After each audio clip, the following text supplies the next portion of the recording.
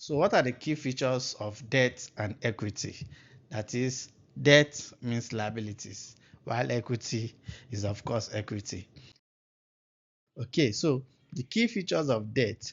Debt instrument imposes on the issuer a contractual obligation to pay cash. And one major thing to take note of is that when it comes to debt, the person issuing that debt has a contractual obligation to pay, meaning that the person issuing cannot control the ability to avoid a payment.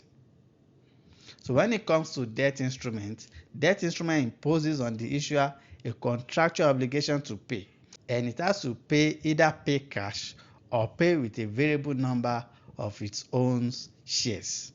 Now we'll see the reason for this shortly. Now let's look at equity quickly. The key feature of equity. The key feature is that the issuer has no obligation to pay cash.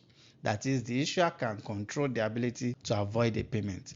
Whereas for debt, the issuer cannot control the ability to avoid payment. That is, the issuer has to make payment when it comes to debt. And so that's why you discover that there is always a need to appropriately classify, because when you are able to appropriately classify, then you're able to get your figures and numbers right. But the major underlying factor and the difference between equity and debt is one requires payment, the other does not require payment. But sometimes there are blurry lines between them that you may have to take further steps before you can actually conclude that this transaction is actually an equity or a liability. We'll be looking at that shortly as well.